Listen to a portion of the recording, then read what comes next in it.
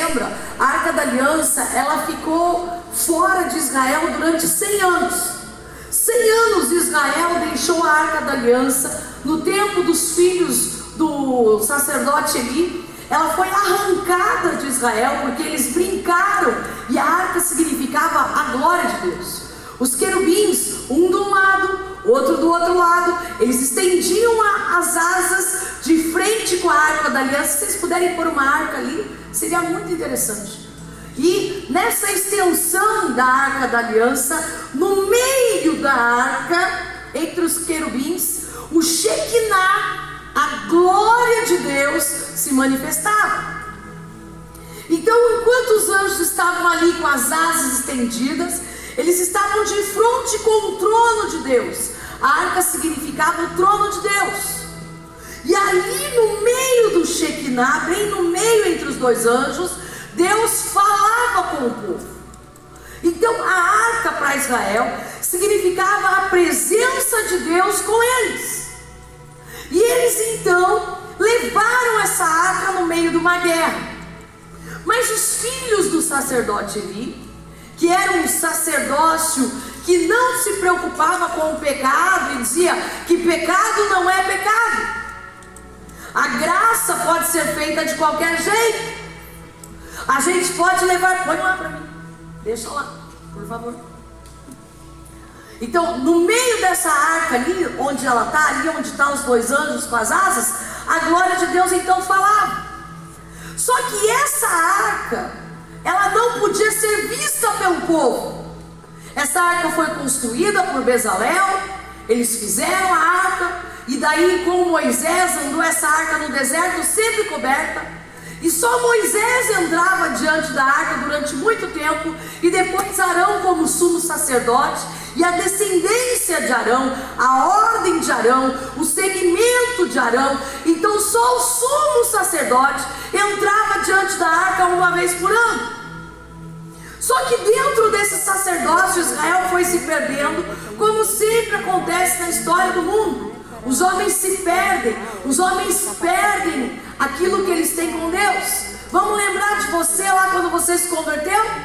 Quando você se converteu foi uma alegria, você estava cheio do Espírito Santo, você ficou feliz, você glorificava a Deus, você vinha na igreja sexta, sábado, domingo, de manhã, domingo de noite, você era apaixonado por Deus, você não sabia o que Deus ia fazer. Se tivesse culto na quinta você vinha, se tivesse na quarta você ia, na segunda, na terça, falou que tinha culto, você estava na igreja. Você era novo convertido, você estava queimando, incendiado, você queria Deus, você queria ouvir Deus, você queria andar com Deus, você queria que a presença de Deus se manifestasse em sua vida. Então o que eu tenho que fazer para eu ser crente? Você tem que jejuar. Jejua. Como que jejua?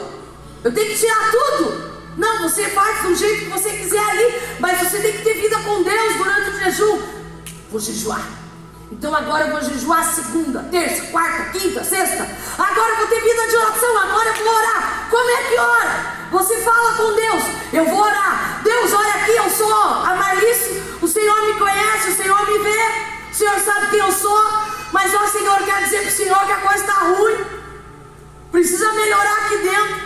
Se deixar eu como eu sou, Senhor, a coisa vai ficar ruim. Então vamos conversar, Jesus. O negócio é o seguinte, o Senhor tem que limpar aqui o negócio, me ajuda a mudar. Eu não gosto do jeito que eu sou, imagine o Senhor então. E o novo convertido, ele é assim. Então ele começa, ele se dedica, ele coloca-se no altar do Senhor. Senhor, qual que é o meu chamado?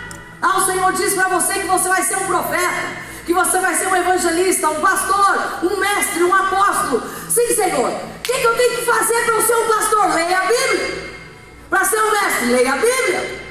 O que eu tenho que fazer? Estuda, busca a palavra, faz as escolas. E você vai, estuda, entra, vai. E a glória de Deus começa, e você começa a ouvir Deus. E você começa a ter experiências com Deus. E Deus começa a manifestar, e os milagres acontecem. A tua família se converte, e você ora pela tua família, e as coisas acontecem. Você pega e está no meio de um lugar, num shopping, na rua, os demônios manifestam. Certa feita nós estávamos indo para o mercado, ali no No mercado de frente com o Shopping Paládio, ali naquele mercado de esquina. Esqueci o nome. Mufato, esse mesmo. Aí nós estávamos subindo a escada do Mufato, eu, o pastor Zé Roberto, a Yasmin e o Ian, e nós subindo ali a escada, e eu lembro que na hora eu olhei uma tatuagem na perna do rapaz assim, e naquele fogo, primeiro amor, vamos lá, né? E lá, da labaxeira, falando em línguas lá, indo no mercado falando em línguas. Quem já foi no mercado falando em línguas?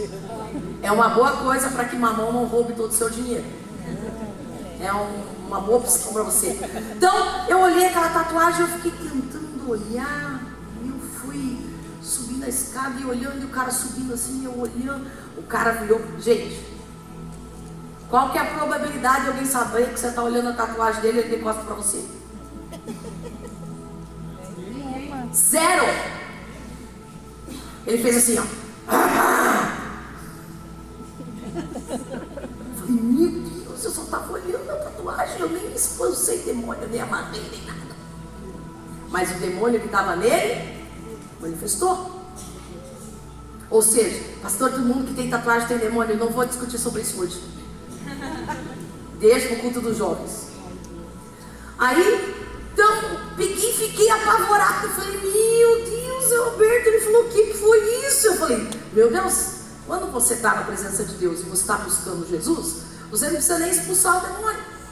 O demônio já se manifesta, então você está no primeiro amor. A presença de Deus no meio da arca começa a manifestar. Então você começa a andar. Você nem sabe por que a pessoa ela te ataca do nada. Você fala, mas o que eu fiz? O que tenho eu contigo? Né? Nem fiz nada, nem falei nada. Porque você está cheio da unção, cheio da glória. Está manifestando a presença de Deus. E aí você vai ficando mais velho na fé. Aí você aprende. Jejum, oração, palavra. Então beleza, já sei agora. Jejum, oração, palavra. Eu vou fazer um jejum uma vez por semana, já tá bom. 12 horas. Quinta-feira, dia da adoração. Vou fazer aquele jejum no ministério. Mal porcamente. Nem lembra mais se está de jejum. Mas faz, porque já virou costume. Né? Só não come, na verdade. Não vou comer. Aí vai passando o tempo. Aí você acha, então, o que mais que eu tenho que fazer? Para você ser próspero, eu tenho que dizimar, ofertar. Dizimar e ofertar. Peguei, dizimei, ofertei. E você começou a prosperar. Porque você está cumprindo os princípios, você está fazendo a disciplina espiritual. Só que você faz igualzinho o sacerdócio de Eli. Porque acostuma-se com a presença de Deus. E quando eu me acostumo com a presença de Deus, então eu começo a achar que nem tudo é pecado. Demônio nem sempre é demônio. Aí o demônio não manifesta mais, porque eu já estou quase pegando o demônio de braço dado. Nós estamos dando amigo aqui, ou amigo. E daí, chega nesse nível, pastora. Tem dúvida? Porque a gente já não acha bem que tudo... Não, ver uma pornografia de vez em quando não vai fazer mal, vai apimentar o casamento. Colocar lá um filminho mais erótico ali, 365 ali. Ninguém quis rir, né? Não ficou mudo agora. Netflix. Colocar um negocinho ali. Não faz mal. Faz mal a gente ver as coisas erradas. Não tem problema. Só que você começa a deixar o sacerdócio, então, a tua vida com Deus, ela é assim: Senhor, abençoa a minha noite de sono, Senhor, abençoa o meu dia, e amém. E vira uma coisa comum. Isso que Jesus falou comigo, e foi isso que Israel fez. O que Israel fez? Ele pegou simplesmente, e ele então deixou a arca ser levada. Quando a arca foi levada, eles esqueceram que a presença de Deus não estava mais com eles.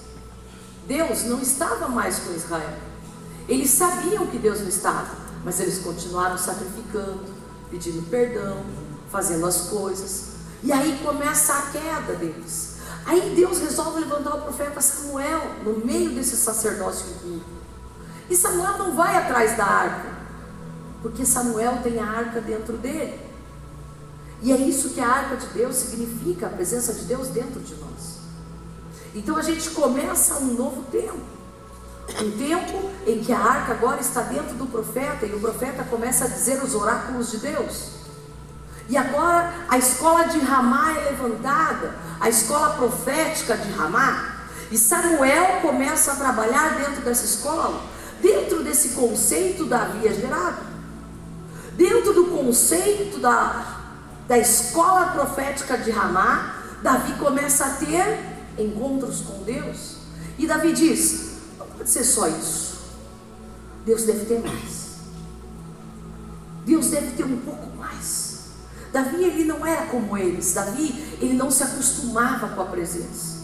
Davi, ele sabia os segredos, ele sabia e ele aprendeu a conectar o céu com a terra.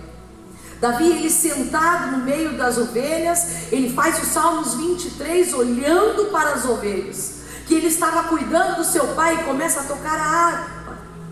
E tocando a harpa, fazendo o Salmos 23 naquele momento, dizendo: o Senhor é o meu pastor e nada me faltará, deitar-me faz em verdes pastos, guia-me mansamente a águas de descanso, refrigera minha alma. Davi começa uma música e uma adoração, agora profética. Davi começa a escutar o coração de Deus e começa a entender então que aquilo que existia na escola de Samuel não era apenas para os profetas. E aí que eu quero chegar para você, porque o nosso engano como igreja é achar que os dons, o profético é apenas para os profetas, é achar que a presença de Deus é apenas para pessoas que Deus escolheu para Ele. E de acordo com o que nós lemos no texto, e eu quero ler com você, em Joel 2:28, para você não dizer que eu não sou bíblica, você sabe que eu sou. E é o mesmo que está em Atos 2, 17 e 18. E ele diz assim: nos últimos dias, diz Deus, derramarei do meu espírito sobre todos os povos. O Shekinah, o meio da arca da aliança, o que Samuel tinha dentro dele, eu derramarei sobre todos os povos. Os seus filhos e as suas filhas profetizarão. Ele está falando só quem tem o ministério profético profetizará? Ele está dizendo o quê? Os seus filhos e as suas filhas profetizarão. Sobre toda a carne eu derramarei do meu espírito. Os jovens terão visões, os velhos terão sonhos. Sobre os meus servos e sobre as minhas servas derramarei do meu espírito naqueles dias, e eles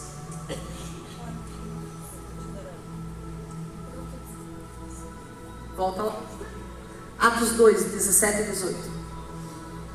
Põe lá.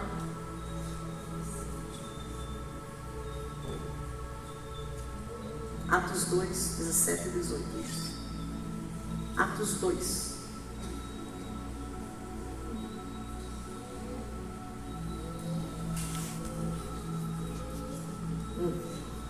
18. E eles, leia lá. E eles, sobre os meus servos, as minhas servas, derramarei do meu espírito naqueles dias, e eles profetizarão. Está dizendo que é só um ministério profético?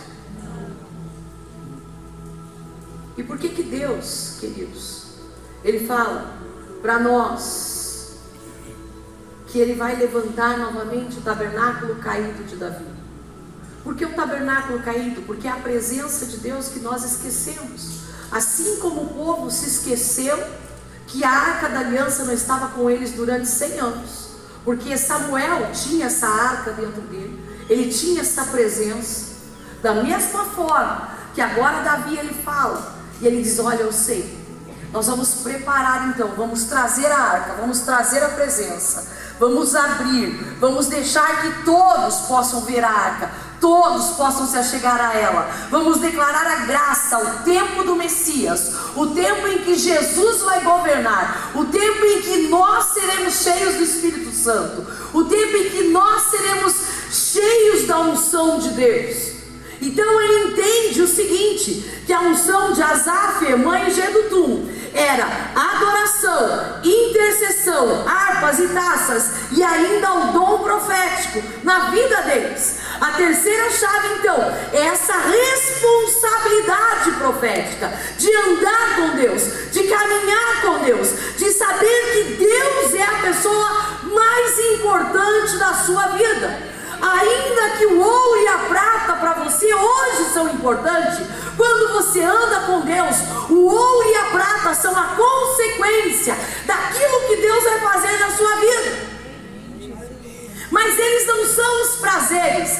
Você não vai deixar de orar por causa do ouro e da prata. Você não vai deixar de ir à igreja por causa de uma casa maior, por causa de um carro melhor. Você não vai deixar de ir na igreja porque você quer uma Bíblia maior, porque a sua importância é o Senhor. Quando começa-se a discussão, devo ir na igreja, devo assistir online, como eu escuto alguns dizer que ainda são profetas e dizer que não precisam vir à igreja, lê do engano. Podem ser profetas? Podem. Eu vou falar duas coisas. Primeiro, quero falar do avivamento na Coreia. Queridos, a Coreia é um país muito pequeno. Se duvidar, ela é menor que o Paraná, de tamanho de extensão de terra. A Coreia do Sul. E lá teve um grande avivamento por causa dos missionários que houve lá, americanos. E esses missionários que estiveram lá, inclusive o David, ou Poyan Show, como ele era chamado no passado, depois ele muda o nome para David.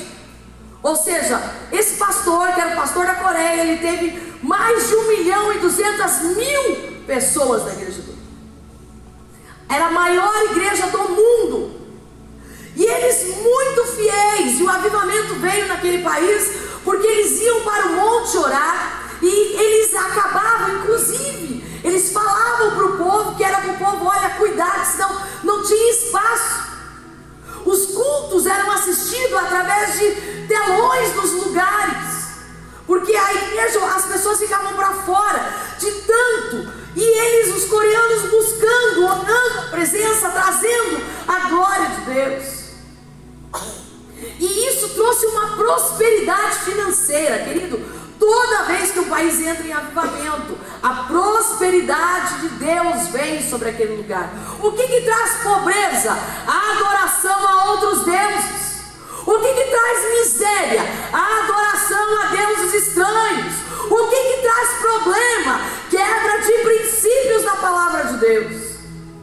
Então o que traz paz, justiça e alegria? É andar com Deus, é estar na presença dEle. Isso te traz prosperidade. Queridos, eu acredito numa prosperidade que eu vivo por causa do Espírito de Deus que em mim habita. Porque assim, querido, eu não sei se é com você, mas a loja está vazia. Eu fui na loja, chegou a me irritar, a loja enche. Entrei na loja, parece que todo mundo descobre a loja.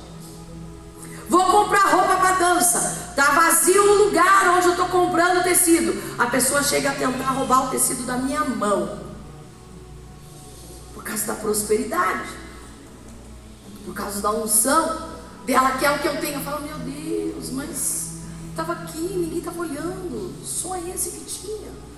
E a pessoa fica lá. Eu não sei se já aconteceu com você, mas onde a presença de Deus está, a prosperidade, a alegria, a unção. Agora, posso eu, pastora, ser um profeta e posso estar desviado da presença de Deus? Quer que eu te dê um exemplo só? Balaão. Balaão, queridos, ele era profeta de Deus, profeta do Deus Altíssimo. A Bíblia fala sobre isso, sobre ele, e fala claramente, o Senhor mandou falar sobre ele para você. Porque se você não tem a responsabilidade, como que você vai levar a palavra de Deus aonde você andar? Então, a doutrina de Balaão, inclusive, depois, nós vamos descobrir mais lá para frente. Números 22 a 25, está toda a história de Balaão ali. E o que acontece com o profeta Balaão? Olha só o que acontece. Israel está vindo e destruindo seus inimigos e arrancando e tirando.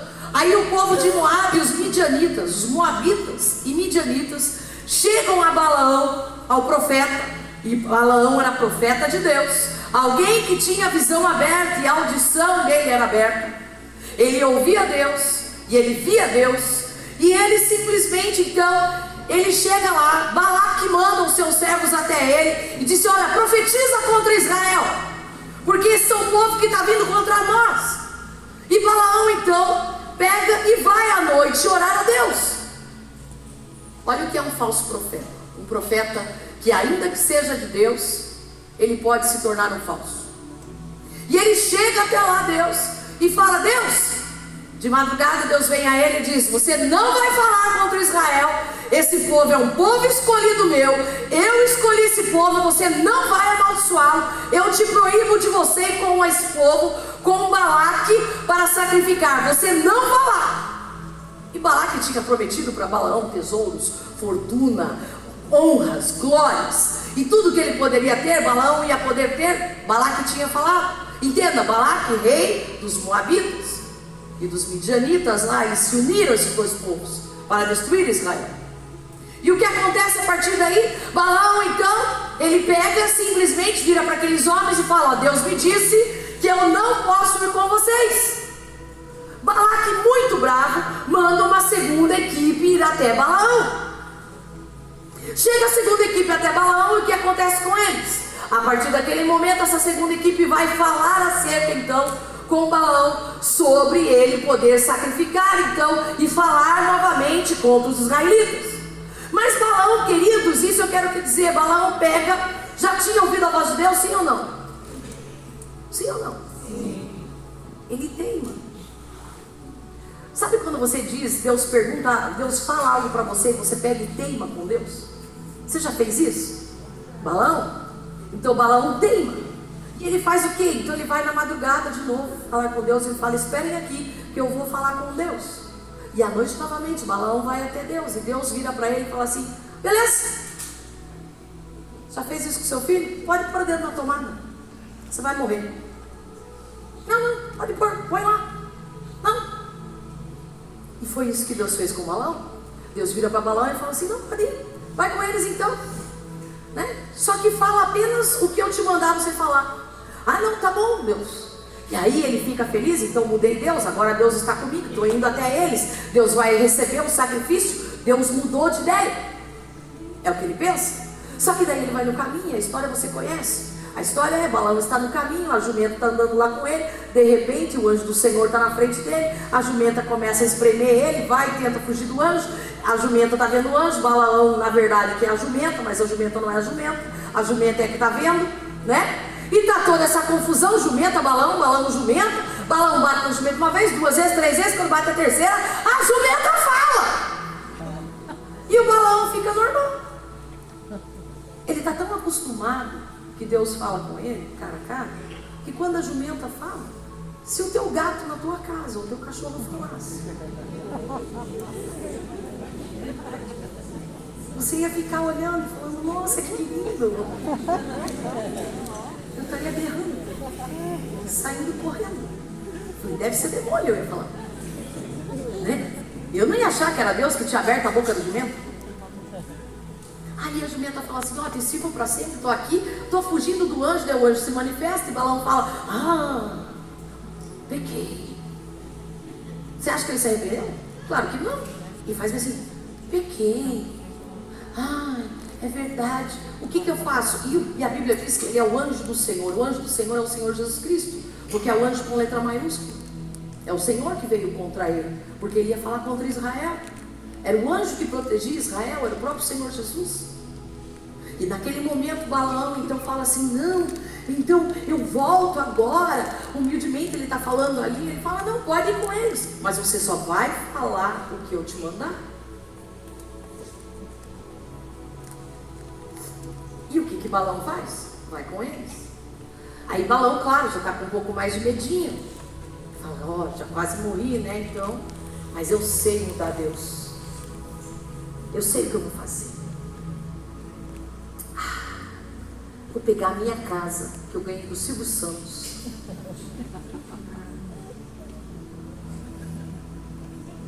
imaginando a tua casa. E vou dar lá na igreja. Vou pegar todo aquele dinheiro e vou dar na igreja. Ah, Deus, agora Ele não vai dizer não para mim. Agora Ele vai me ouvir. Eu vou dar tudo. Tudo. Lá no gasofilácio. Aí Balaão fala para Balaque: me separe 7 cordeiros e 7 carneiros. Faça 7 altares. Balaão conhecia Deus, 7 era o número de Deus. E eles preparam os altares e colocam o cordeiro, o carneiro, apresentam, botam fogo. Deus vai receber a sua oferta. E aí você vai poder vir profetizar contra Israel. Certeza. Deus vai querer todo o seu dinheiro. Deus se manifesta a Balaão. E aí eles estão olhando o povo de Israel lá do alto da campina. E naquele lado que eles estão olhando, Deus pega e fala: esse povo é escolhido meu. Eu separei para mim. É um povo que eu adquiri. Ninguém pode ir contra ele. A minha unção está sobre ele. Ele será mais forte do que todos. Ele terá o poder que eu estou declarando. E Balaão fica profetizando. Ao invés de Balaão profetizar aquilo que Balaque queria, que era destruir Israel, Balaão tem que profetizar os provérbios de Deus. E Deus traz a unção sobre Israel. E profetiza o que Israel vai ser. Balaque se ira, vira para ele e fala assim: olha, Deus está impedindo você de ganhar ouro e prata. Deus está impedindo você de ganhar honras. E aí naquele momento, simplesmente Balaão vira e fala assim: vamos fazer pela segunda vez. De novo, 7 altares, 7 cordeiros, 7 carneiros. E daí Balaque fala: e vamos por outro caminho. Quem sabe nesse monte Deus vai ouvir melhor do que nada.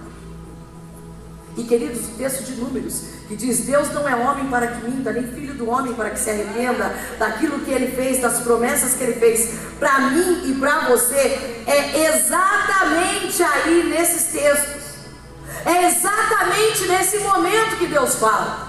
Enquanto eles estão colocando lá sobre o monte, novamente Balaão vem e começa a profetizar sobre Israel: vocês serão benditos em todas as coisas que fizerem, e profetiza bênçãos e bênçãos e bênçãos e bênçãos. E Balaque se ira, e Balaque fica muito bravo, e Balaão não consegue fazer, porque Deus já tinha dito: você vai falar o que eu mandar você falar. E ainda ele diz assim: eu não sou homem para que minta. É nesse contexto que Deus está falando com eles. É nesse contexto que Deus está dizendo. E algo o Espírito Santo falou muito forte no meu coração: por acaso você acha que eu me agrado de sacrifícios?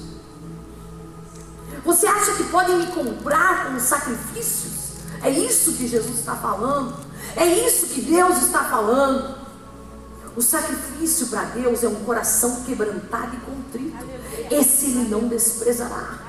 Um coração que se arrepende, um coração que olha para dentro de si, um coração que diz: Senhor, a coisa aqui está ruim, como era no começo, quando você se converteu no início, quando você veio para Ele, que você olhava para você e falava: Jesus, a coisa é feia aqui, ó, muda, pelo amor de Deus. Senhor, eu fico magoado com tanta facilidade, eu me iro com tanta facilidade. Senhor, tudo para mim é confusão, tudo eu começo a entrar no meio dos negócios.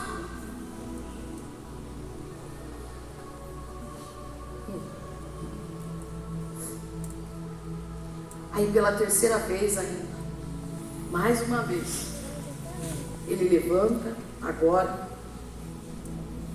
e começa a pôr os 7 altares de novo, os 7 sacrifícios de novo, achando que Deus vai profetizar. E agora Deus, através de Balaque, profetiza assim. Sabe o que ele profetiza?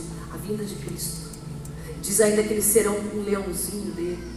Ainda fala que Jesus vai vir através deles. Ainda fala que todos os governos se prostrarão. Aí fala o reino do Messias. Balaão profetiza o reino de Jesus. Aí Balaão vai embora. A história parece que acaba ali. Se você não conhece toda a história, você vai achar que não existe mais nada de errado e que Balaão não fez nada de errado. E daí você não entende o texto que está em Apocalipse, que eu posso ler aqui para você. Apocalipse 2,14. Todavia tenho contra ti, Deus está falando contra a igreja, algumas coisas, pois tem aí os que sustentam a doutrina de Balaão, o qual ensinava a Balaque a armar ciladas diante dos filhos de Israel, para comerem coisas sacrificadas aos ídolos e praticarem a prostituição.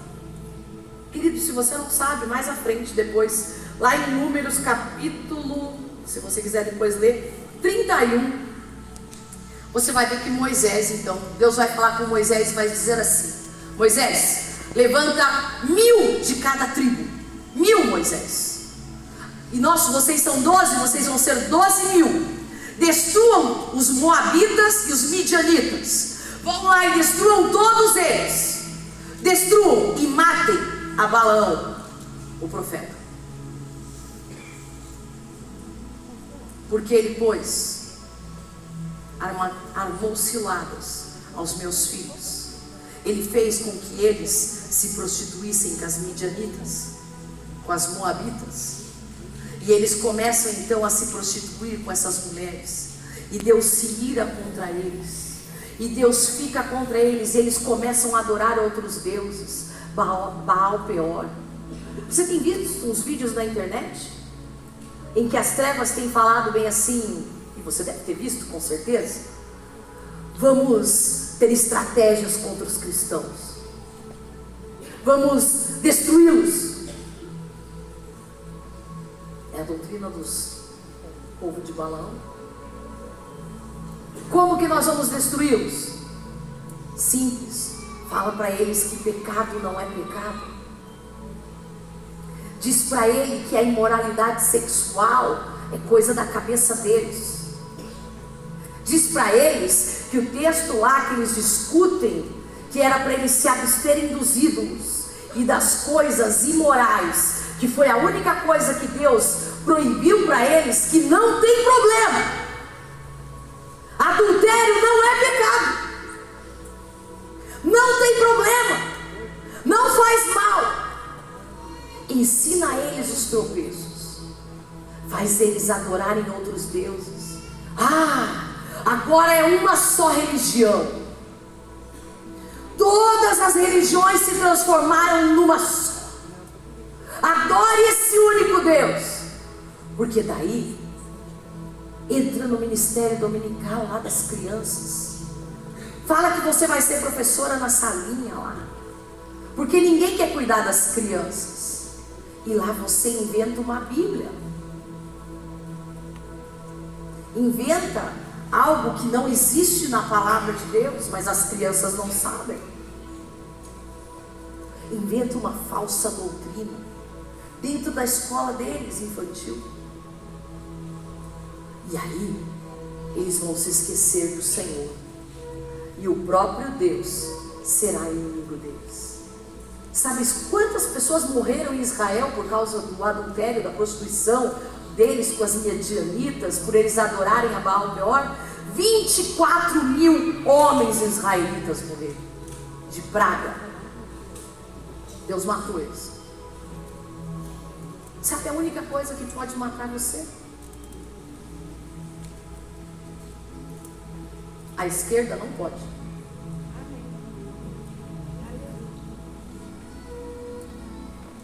Só Deus pode. E quando nós levamos as coisas de Deus sem responsabilidade, não levamos a sério os princípios, a cultura do reino, a doutrina de Deus, a obra de Deus, as coisas do Espírito, nós somos uma presa fácil para Satanás. Pastor, por que a senhora está trazendo essa palavra? Sei lá, o senhor que mandou. Patrícia, hein? Fique de pé. Para que eu possa ter o dom profético,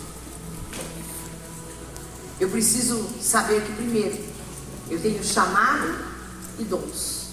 Esses são irrevogáveis diante de Deus. Romanos 11, 29. Mas a unção do Espírito Santo, todo chamado e dom, ele precisa da unção. E o profético, a terceira chave, ela só se manifesta com o Espírito Santo. Não tem outra forma, querido, de os dons se manifestarem, se não são dons das trevas. O único jeito é nós termos responsabilidade. Responsabilidade com o pecado. Responsabilidade com a nossa vida com Deus. Sermos verdadeiramente a arca da aliança diante de Deus. Eu quero que você feche os seus olhos agora e coloque diante do altar do Senhor. Aproveite esses 5 dias do jejum aí que você fez. Aproveite esses 5 dias aí que você colocou e adorou a Deus na presença dEle. E comece a limpar o seu coração. Não aceite mais a forma que nós somos. Comece a falar para Ele que você quer ser diferente. Você quer ser... A sua audição, ela precisa ser consagrada. Você não pode ficar ouvindo em qualquer lugar e qualquer pessoa mais. Não dá para ficar ouvindo pessoas que ficam falando mal das outras. Não dá para a gente ficar ouvindo pessoas que não têm intimidade com o Espírito Santo. Não dá para a gente ficar ouvindo pessoas que não têm vida com Deus. Porque elas não conhecem a Deus. E elas vão ensinar provérbios como esse que a Lucilene brincou aqui na frente. Elas vão ensinar as coisas erradas. Mas o verdadeiro, ele sempre se sobressai ao falso. Aquilo que é verdadeiro, eu me aparto do pecado. Eu me aparto da imundícia. Eu lavo as minhas vestes no sangue. Eu guardo os meus olhos, porque eles são as janelas da minha alma. E eu não ponho coisas sujas diante dos meus olhos, para não contaminar o meu corpo, que o Espírito Santo tem zelo por ele. O Espírito Santo tem ciúmes de você. Ciúmes de você andar com Ele. Ele quer você integralmente para Ele.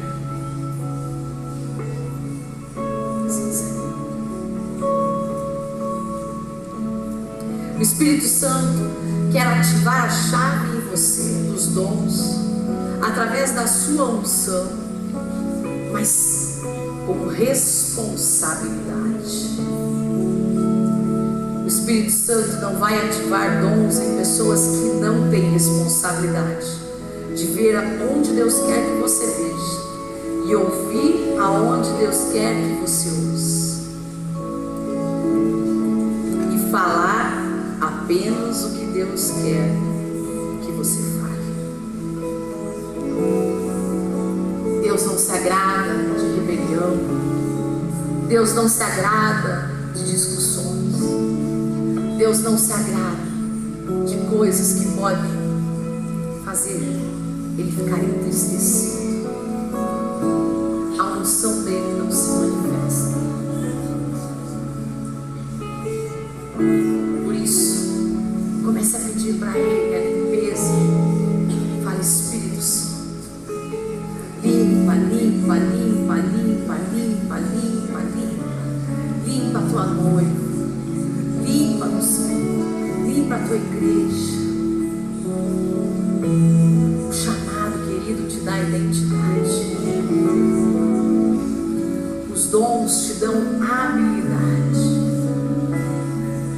Mas a unção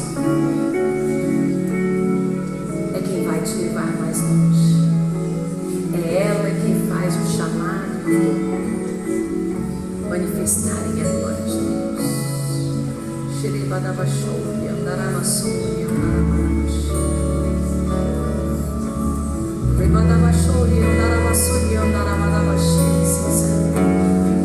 O Senhor quer que essa semana você comece a falar em línguas com Ele. Você começou um processo de santificação, diz o Senhor. Você começou um processo de limpeza na presença dEle, com o jejum e com a oração, com a leitura da palavra. Agora Ele quer que você comece a encher-se. Será uma semana em que você vai falar em línguas e se encher dele. Vai estar no ônibus, na rua, no serviço, na casa, no banho, no banheiro, falando em línguas com ele. Por onde você vai andar, você vai falar em línguas com ele. Para que Deus possa edificar a você do Espírito e começar a trabalhar a tua casa espiritual agora. A santificação começou. Agora vai crescer na unção. E o Senhor te convida para vir aqui à frente, para nós orarmos com você.